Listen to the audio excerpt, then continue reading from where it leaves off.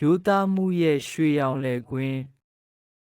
ကျေးလက်တော်ရွာလေးတစ်ရွာမှာဦးဘကြီးနဲ့သူ့သားမောင်ငယ်တို့ဟာရိုးရိုးသားသားလယ်သမားဘဝနဲ့အသက်မွေးကြပါတယ်။ဦးဘကြီးဟာသူ့လယ်ကွင်းကိုမိုးရွာတိုင်းကျေးဇူးတင်ပြီးမြေဩဇာတွေကိုတဘာဝနည်းနဲ့သာပြုစုကာစပားပင်တွေကိုချစ်ခင်စွာပြုစုပါတယ်။တနေ့မှာတော့ကျေးရွာထဲကလူချမ်းသာတဦးဖြစ်တဲ့ဦးလှမောင်ကဦးဘကြီးတို့စီလာပြီးမင်းတို့လယ်ကွင်းကိုငါဈေးကြီးပေးဝယ်မယ်ဒီနေရာမှာကာစီနိုဟိုတယ်ဆောက်မယ်လို့ကမ်းလှမ်းပါတယ်ဒါပေမဲ့ဦးဘကြီးကဒီမြေဟာငါတို့ရဲ့ဘိုးဘွားအမွေငါတို့ရဲ့ပင်ပန်းမှုနဲ့ရိုးသားမှုကိုအာမခံတဲ့နေရာငါတို့မယောင်ဘူးလို့စိတ်ခိုင်ခိုင်နဲ့ညှင်းလိုက်ပါတယ်